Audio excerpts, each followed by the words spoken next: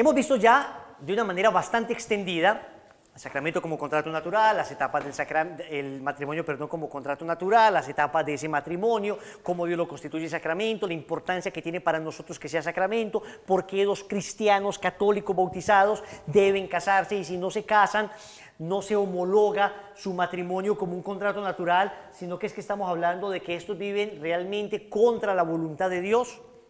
¿Ok? Es curioso, un par de paganos unidos, yo lo veo como un matrimonio natural, bendecido, pero un par de cristianos católicos unidos están contra la voluntad de Dios.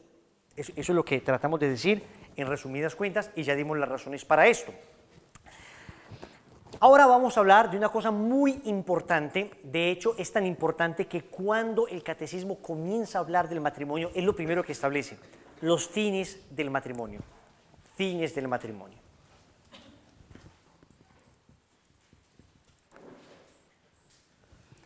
Después hablaremos de las propiedades del matrimonio. Voy a leerlo acá del celular.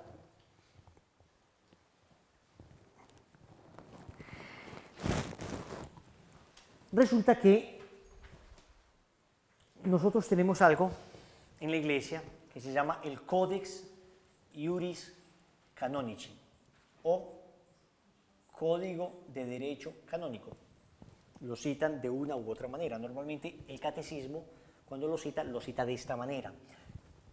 Esto es un poquito de cultura teológica. Cuando ustedes vean esto, normalmente en un documento de la iglesia jamás van a citar catecismo de la iglesia católica de esa manera. Jamás. Casi siempre CIC en un documento oficial de la iglesia significa Codex Iuris Canonici, Código de Derecho Canónico. ¿Por qué? Porque los documentos en la iglesia se nombran en latín y se nombran en latín porque el latín es el idioma oficial de la iglesia. De hecho, cuando tú miras pues todos los documentos tienen nombres en latín y se nombran normalmente como empiezan. O sea, el documento empieza diciendo Gaudium et Spes, el gozo y la esperanza de los hombres, entonces el documento se llama Gaudium et Spes. Misericordiae Vultus, significa el rostro de la misericordia de Cristo, entonces ese documento se llama Misericordiae Vultus. Lumen Gentium, la luz de las gentes, ese documento empieza así. ¿Cómo se llama esa constitución? Lumen Gentium.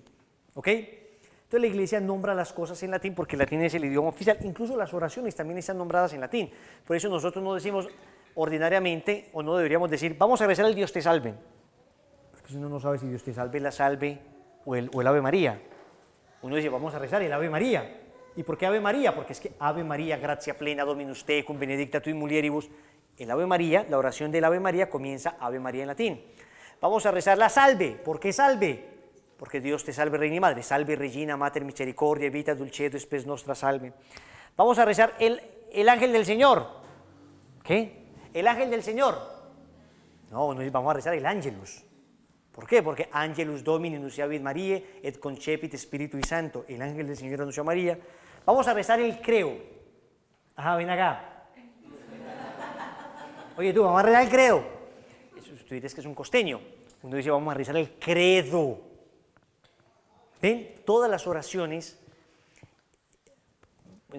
nuestros abuelos decían, recemos el Pater. El Pater. No decían el Padre Nuestro. Nosotros ya pues algunas las hemos castellanizado. Pero es importante que sepan esto, un poquito de cultura teológica.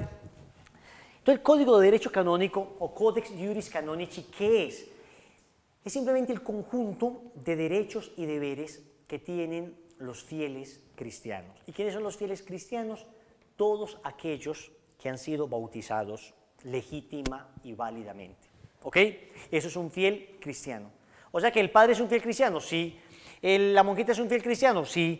Los laicos somos fieles cristianos, sí. Lo que pasa es que el Código de Derecho Canónico comienza a establecer unos derechos y unos deberes. Haga de cuenta, es como la constitución política de la iglesia. Nosotros tenemos en un estado, tenemos una constitución, una carta magna, que es una constitución política del país, y luego tenemos una serie de códigos, código penal, código laboral, código no sé qué, código civil, código...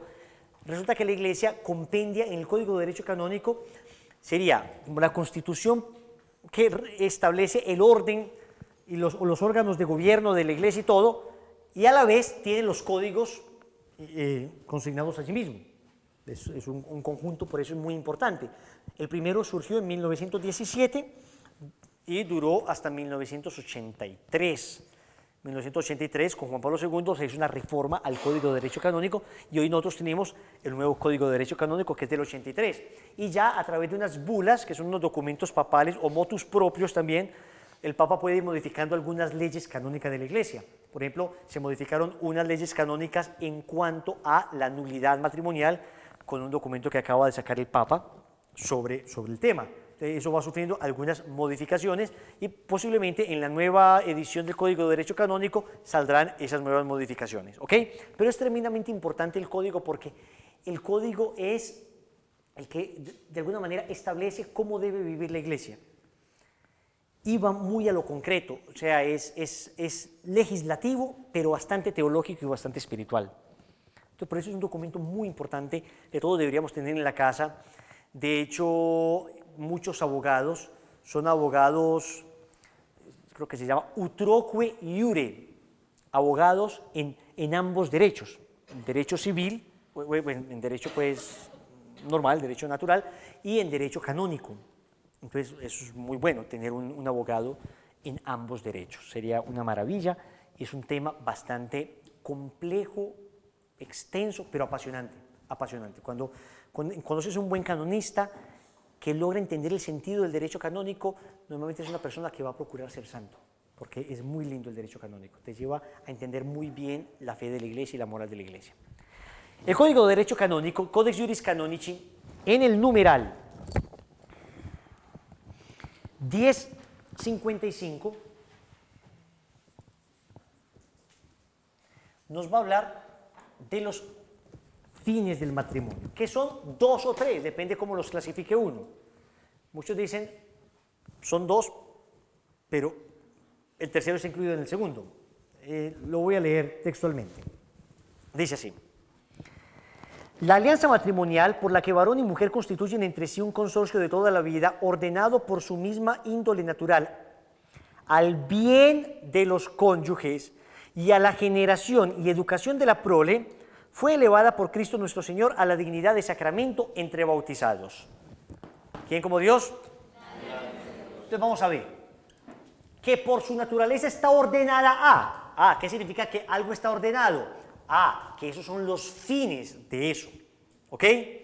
Nosotros estamos naturalmente ordenados a la santidad, aunque estemos desordenados en la santidad, pero naturalmente fuimos creados para eso. El fin de la vida humana es la santidad. Entonces va a decir el Código de Derecho Canónico que primera cosa a la que está ordenado el matrimonio, aún como contrato natural, lo que pasa es que como dignidad de sacramento todavía mejor, es el bien de los cónyuges.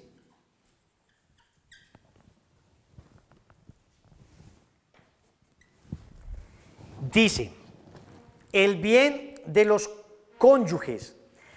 Segundo, la generación y educación de la prole. Entonces yo lo voy a distinguir. Generación de la prole y educación de la prole. Repito, realmente se conocen en teología sacramental como 2 fines. Este sería el primero y este sería el segundo. Para efectos prácticos y efectos catequéticos y para dar mayor claridad, vamos a hablar como si fueran 3 fines, pero repito, son 2 fines. ¿Queda claro hasta acá? Entonces vamos a hablar de ellos, que son tremendamente importantes, porque casi que lo que estamos diciendo es ¿para qué está el matrimonio? ¿Para qué es el matrimonio, señores? Para esto, para el bien de los cónyuges, la generación de la prole y la educación de la prole, punto, para eso es.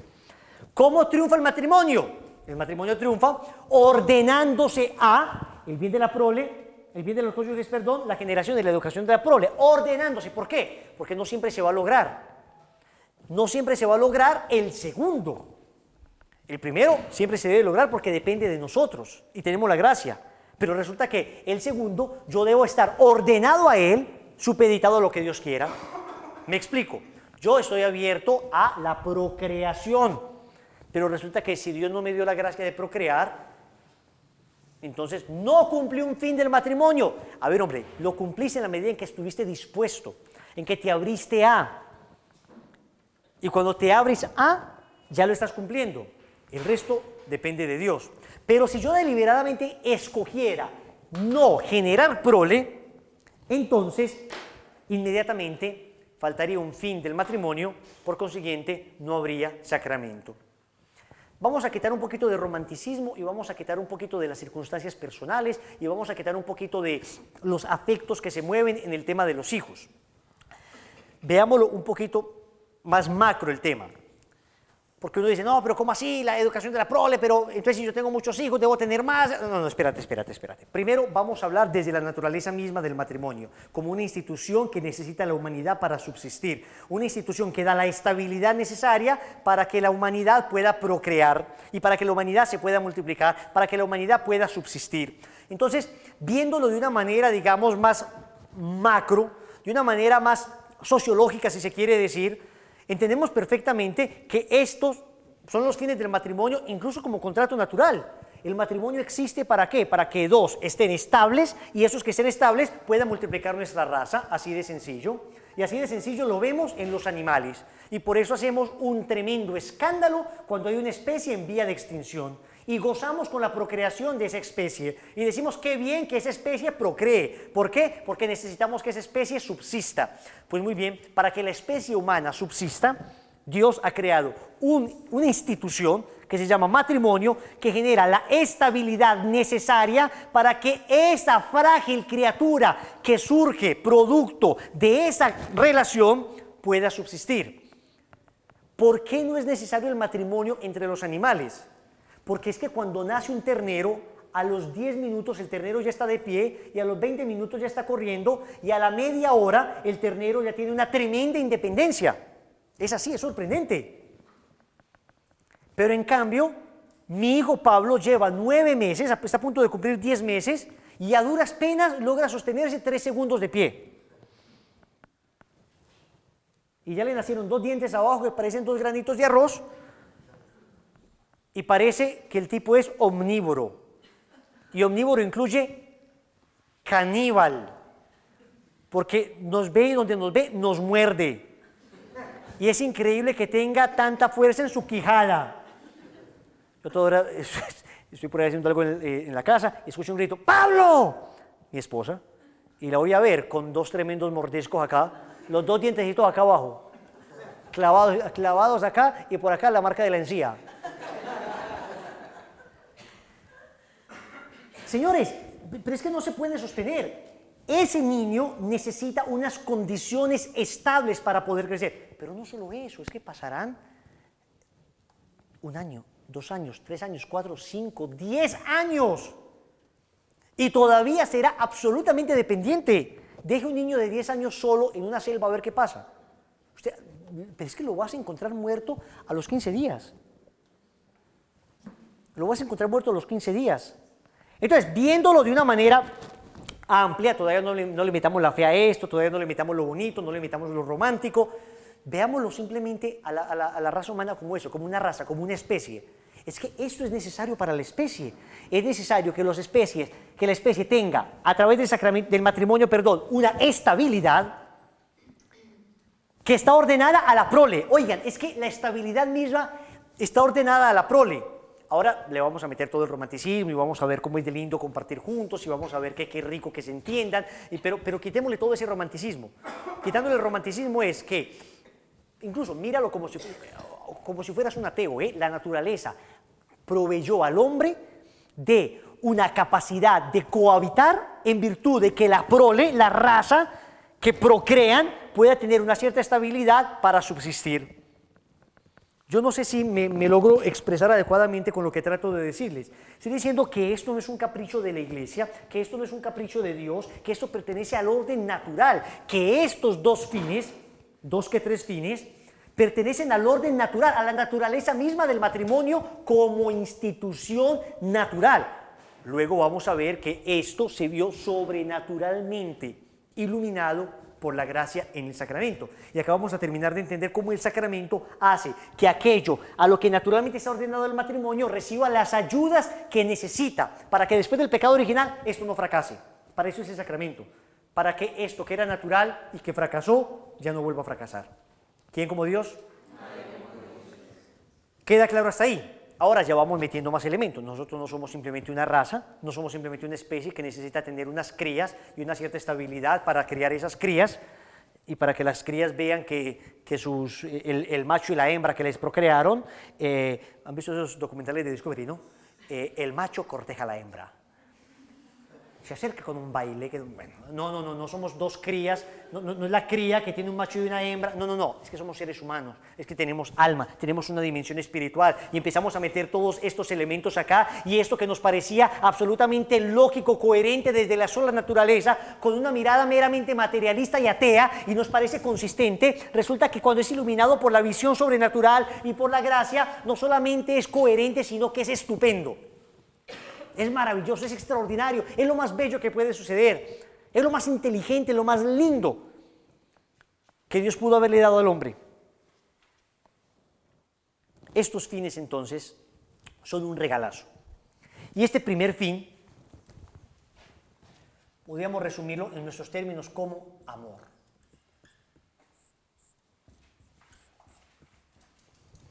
Entonces ya no es simplemente que dos se toleren para que sus crías puedan sostenerse con una cierta estabilidad. Ya es que dos se amen.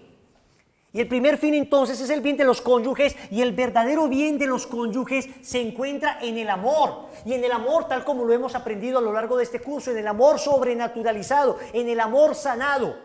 Recuerden que el amor había sido herido por el pecado original. Recuerdan todos los antecedentes que tuvimos, todo el piso que estructuramos para llegar hasta acá. No voy a hacer ahora un discurso del amor, ya nos esforzamos mucho tratando de explicar el amor, pero este amor es uno de los fines del matrimonio. Es que los esposos se amen, es que encuentren esa complementariedad, que encuentren esa dicha de estar juntos, que encuentren eso que llamamos atrás amistad conyugal, que sea rico estar con esa persona, que esa persona me planifique, que esa persona me haga la mejor versión de mí, que yo me esfuerce por hacer la mejor versión de ella, es uno de los primeros fines. Y resulta que este fin del matrimonio está ordenado a nuestra felicidad. Entonces ya no es solamente que es un fin, algo instrumental que Dios nos da simplemente para procrear hijos y para que los hijos puedan estar más o menos en una sociedad estable. No. Eso es una visión bastante materialista, pero en una visión cristiana es que Dios quiere que esos dos se amen a ejemplo de Cristo que amó la iglesia. Y acá entonces empezamos a entender más la dimensión del sacramento, porque el matrimonio como contrato natural no es como Cristo amó la iglesia. El matrimonio como contrato natural es dos que se deben juntar y quererse, pero cuando yo lo veo como sacramento, entonces yo sí veo que como Cristo amó su iglesia y la ama entrañablemente y se entrega en la Eucaristía por ella, Dios quiere que ellos dos se amen y se entreguen mutuamente y el uno se haga Eucaristía del otro y el uno se triture para que el otro viva, como la Eucaristía, que se tritura para que otros vivan. Es un fin precioso, es un fin que garantiza el otro, es un fin que cuando es auténtico está en la base del otro. Pero debo decirles, en honor a la verdad de la doctrina y en honor a lo que ha discernido la Iglesia, esto aparece con toda claridad en la Casti Connubii, una encíclica del Papa Pío XII sobre el matrimonio, que este primer fin, que aparece como primero acá,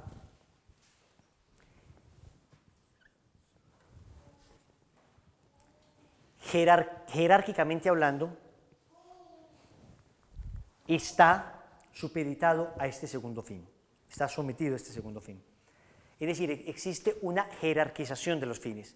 Existe, aunque ambos son necesarios, ambos son complementarios, ambos se deducen el uno del otro, hay que decir que, tal como lo entiende la Iglesia, el fin primario del matrimonio es la procreación y la educación de la prole. Voy a explicar una cosa acá. Resulta que la Iglesia es mater et magistra, madre y maestra. Bien, y la Iglesia, incluso los tratados tradicionales de sacramentología, siempre han entendido o habían entendido la procreación como el fin primario y la unión de los cónyuges como fin secundario del matrimonio. O sea, dándole una preeminencia jerárquica a la procreación. ¿Ok? La Cástico Nube sigue siendo un documento eclesial actual, pero debo decir que después del Concilio Vaticano II cayó en desuso esa diferenciación. Dos razones para que haya caído en desuso. Una razón un poco de corte liberal, una cierta teología liberal que infiltró la Iglesia y que sembró propio de la cultura de los años 60, sembró una cultura antinatalista, entonces le quitó fuerza a el concepto procreativo, ¿no? que asumió una tremenda importancia. Pero dos, y también todo hay que decirlo en honor a la verdad, porque hasta entonces solo conocíamos cosas que vulneraban el fin primario, que acá aparece como segundo, lo estoy leyendo del Código de Derecho Canónico, que es lo más actual que tenemos. Había cosas hasta entonces que vulneraban solo este fin. O sea, había manera de evitar los hijos, pero no había manera de evitar la unión de los cónyuges. Me explico.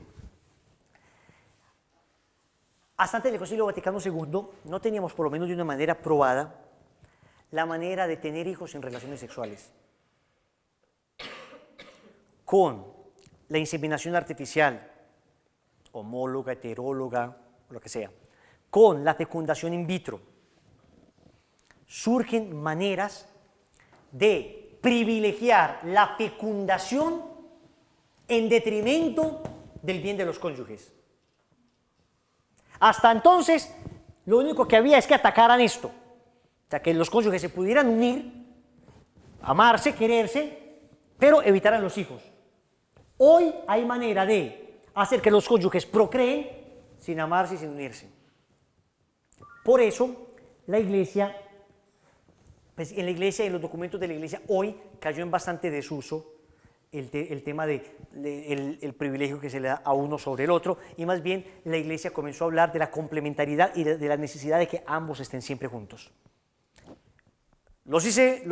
A ver, ¿me expresé bien? ¿Queda claro?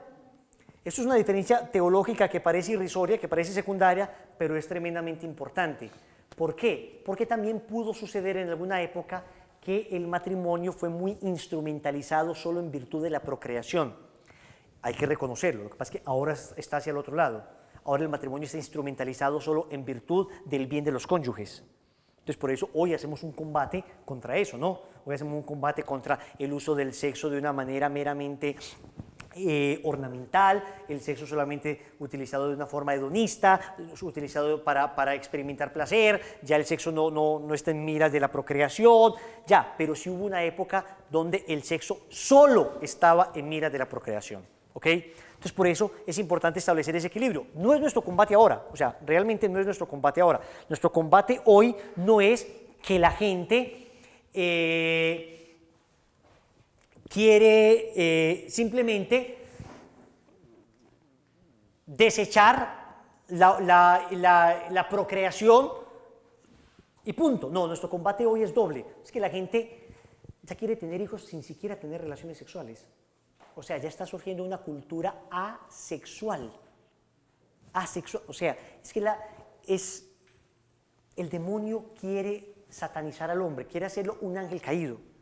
Primero lo depravó en la sexualidad al punto que todo fuera sexo. Después le hizo negar su propia naturaleza, acostándose ellos mismos con ellos, hombres con hombres, mujeres con mujeres. Y ahora no solo los quiere llevar contra su naturaleza, sino quiere hacer que nieguen su naturaleza, haciéndolos asexuales. Y ya hay culturas que están empezando a promover la asexualidad. La asexualidad es que el hombre niegue su identidad sexual, porque el hombre tiene evidentemente una identidad sexual. Y esa identidad pues determina quién es. O sea, Wilson no es solamente un alma como la de Juliana, que piensa cosas espirituales como la de Juliana. No, Wilson piensa en lo espiritual al modo masculino. Y Juliana piensa lo espiritual al modo femenino. El modo masculino y el modo femenino hacen parte de mi identidad.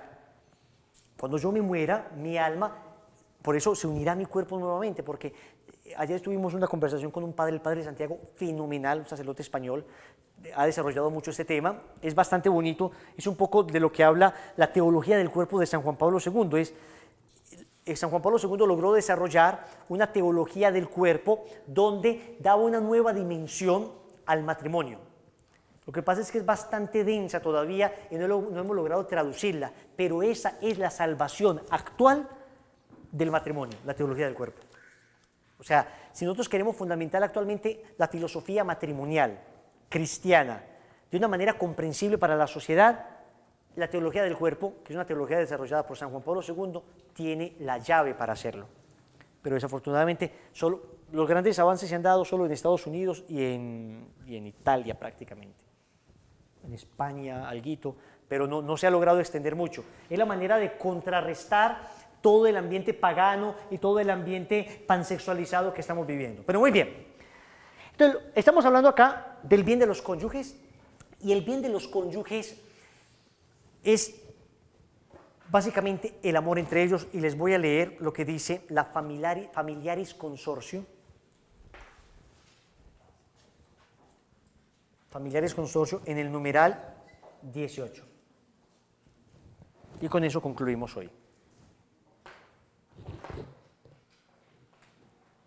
Dice así: la familia, fundada y vivificada por el amor, es una comunidad de personas, del hombre y de la mujer esposos, de los padres y de los hijos, de los parientes. Su primer cometido es el de vivir fielmente la realidad de la comunión con el empeño constante de desarrollar una auténtica comunidad de personas. Ese amor está ordenado precisamente a que seamos una comunidad. Y esto es lo que hace, en primer lugar, que estar en tu casa sea una cosa agradable. Hablaba esta semana con un cuñado mío y le decía que para mí, me preguntaba por los viajes, me decía, Wilson, vos viajas mucho. Efectivamente, por el apostolado que yo he tenido que hacer, he tenido que viajar mucho. Yo conozco, me falta Oceanía por conocer, pero conozco 4 continentes, he estado en no sé cuántos países. Y entonces me decía que si yo disfrutaba mucho los viajes. Yo le decía, mira, honestamente, contrario a lo que muchos piensan, yo soy una persona bastante atada a mi casa. Bastante. O sea, para mí un viaje en realidad es un acto de mortificación. O sea, ir a viajar para mí es un acto de ascesis personal, de lucha interna. Contrario a lo que mucha gente podría pensar, no, ay, voy a conocer y no sé qué, y entonces, y las fotos quedan muy chéveres, ¿no? O sea, la Torre Eiffel atrás, uno sonriendo, queda lindo, pero tú no sabes que en esa sonrisa está la tristeza de que no esté mi esposa y mi hijo ahí, o la tristeza de que no estén mis papás conmigo. Pues me hago entender, o sea, siempre, y es una cosa muy propia de los antioqueños que hemos estado, somos muy caseros, nos encanta estar acá, como nuestra topografía misma nos encierra, estamos en medio de montañas, creemos que el mundo se acaba donde termina la montaña. Es así, o sea, es una cuestión cultural. O sea, los paisas amamos nuestra región, incluso tengo muchos amigos paisas en Estados Unidos que tienen en su corazón volver, están haciendo platica para volver, pero ellos quieren volver, quieren regresar, y de verdad que uno va a otras ciudades y uno valora mucho la propia ciudad. Hay un regionalismo tremendo en esto. Entonces me decía él que ¿por qué? Y yo le decía, porque para mí, mis 2 hogares han sido siempre un paraíso. O sea, para mí, la casa de mi papá y mi mamá y mi hermano era un paraíso. Pues yo estar en mi casa era vivir en un paraíso, porque era ver amor, respeto, alegría, fidelidad. Yo jamás he sabido que se experimenta tener pereza de ir a la casa. Jamás. En primer lugar, con mis papás. Me es difícil comprender personas que viven eso y de hecho me generan una enorme compasión, o sea, me generan un enorme dolor y me generan como una enorme vergüenza interior. Cuando yo escucho personas atendiendo gente que me dicen, no, mi casa es un desastre, no sé qué, mis papás pelean todo el tiempo, para mí eso siempre ha sido uno de los alicientes que me ha llevado al apostolado, porque yo siempre he dicho, Señor, pero para mí no. O sea, la verdad es que yo tengo que decir que para mí llegar a mi casa era llegar al cielo. Yo no salía de mi casa para llegar al cielo. Yo llegaba a mi casa para llegar al cielo. Hay personas que salen del infierno, que es su casa, y buscan el cielo afuera. No. Yo salía afuera y no veía la hora de volver al cielo de mi hogar. Y luego Dios me recompensa con una esposa maravillosa y un hijo maravilloso que me centuplicó el cielo. Todavía es más difícil. O sea, si antes era duro viajar por dejar a mis papás y el hecho de quererlos, y el hecho de estar tan rico ahí, de qué bien se siente estar en la casa, pues hoy dejar a mi hijo y dejar a mi esposa cada vez es más duro. Cada vez es más duro. Entonces, es lo que está diciendo prácticamente en ese momento el Papa Juan Pablo II, es que el hogar está constituido, está llamado a hacer eso, a ser una comunidad de amor, a ser una comunidad donde puedas crecer, donde sea rico estar, una comunidad donde anticipes el cielo. Un matrimonio feliz, un hogar feliz es un paraíso anticipado, muchachos. Es un paraíso anticipado. Cuando se vive en ese primer fin, cuando los esposos están viviendo bien ese primer fin, están haciendo de su hogar un cielo. Y por eso sus hijos pensarán muy bien antes de irse de la casa. Y no se irán con el primer patán, con el primer idiota, con todo el respeto que se merece el idiota este, o con la primera niñita que aparezca. No, porque es que tendrá que escoger entre un cielo y otro cielo. ¿Me comprende? Pero cuando vives en un infierno, hasta el purgatorio te parece bueno.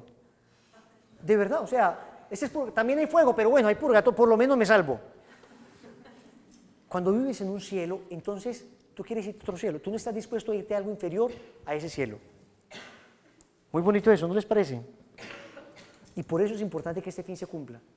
Este fin garantiza el otro, la educación de los hijos. Y sigue diciendo San Juan Pablo II. El principio interior, la fuerza permanente y la meta última de tal cometido es el amor. Así como sin el amor la familia no es una comunidad de personas, sin el amor la familia no es una comunidad de personas. Sin el amor la familia tiene personas, pero no es una comunidad de personas. La comunidad, común, unión, el vínculo de unión lo genera el amor. Sin el amor no hay unión, hay un vínculo de intereses, hay un vínculo utilitario. Yo no puedo decir que cuando estoy haciendo una fila estoy en una comunidad de los que vamos a pagar la cuenta de servicios. Esta es la comunidad de los que pagamos a EPM la cuenta de servicios. Esto no nos vincula nada, nos vincula una necesidad. Pero ahí no hay familia, ahí no hay amor, ahí no hay comunidad, ahí hay un grupo de gente reunida. Yo digo que hay comunidad cuando hay amor entre ellos, ¿ok? Cuando estén haciendo fila para pagar los servicios se van a acordar de mí. Así como sin el amor la familia no es una comunidad de personas, así también sin el amor la familia no puede vivir, crecer y perfeccionarse como una comunidad de personas. Cuando he escrito en la encíclica Redentor Hominis, cuanto he escrito en la encíclica Redentor Hominis encuentra su originalidad y aplicación privilegiada precisamente en la familia en cuanto tal. El hombre no puede vivir sin amor, permanece para sí mismo un ser incomprensible. Su vida está privada de sentido. Si no le es revelado el amor, si no se encuentra con el amor, si no lo experimenta y no lo hace propio, si no participa en él vivamente, entonces no puede ser feliz. El amor entre el hombre y la mujer en el matrimonio y de forma derivada y más amplia, el amor entre los miembros de una misma familia, entre padres e hijos, entre hermanos y hermanas, entre parientes y familiares, está animado e impulsado por un dinamismo interior e incesante que conduce a la familia a una comunión cada vez más profunda e intensa, fundamento y alma de la comunidad conyugal y familiar. En otras palabras, ese primer bien de los cónyuges es el amor que debe existir entre ellos. Es en último término lo que garantiza todo. Y por eso si tú quieres hacer algo por los hijos, si tú quieres hacer algo por tus hijos, lo más grande que puedes hacer por ellos es amarse mutuamente. Es lo más grande que pueden hacer. Yo jamás, en mi propio hogar, jamás sentí ningún tipo de resistencia interior al hecho de que mis papás se dedicaran tiempo entre sí. Jamás sentí que mi papá o mi mamá me estaban robando tiempo a mí. Nunca. Jamás. Incluso cuando a veces por una salidita juntos nos dejaban donde los tíos. Jamás. Y estoy hablando de una mente infantil, de una mente de un niño de 7, 8 añitos que no lograba hacer consideraciones de, claro, qué importante, ellos están desarrollando el primer fin del matrimonio. Hombre, en miras a que el fin de la procreación y la educación de la prole pues se vea beneficiado. Oiga, qué teológico. No era una cosa teológica, era una cosa natural, era una cosa a la que estaba ordenada mi naturaleza. Yo entendía que el hecho de que ellos se amaran me daba felicidad a mí, de que el hecho de que ellos estuvieran tan bien era lo más grande que me podían dar. Lo triste es que se entiende de una manera dramática en el caso contrario, y es que los niños comprenden que aunque el papá y mamá les dé todo, si no se aman, no les han dado nada. No les han dado nada. Lo único que hacen es tratar de llenar un vacío infinito con cosas finitas, materiales, secundarias. Entonces, ahí desafortunadamente es donde más se entiende, pero qué lindo que nuestros hijos lo entiendan cuando nuestro amor brille de tal manera que sea presencia de Dios en sus vidas. Y eso no lo suple ninguna educación, eso no lo suple ni la mejor universidad, eso no lo suple ni los mejores cursos, eso, lo que se aprende con la vida no se aprende con los libros.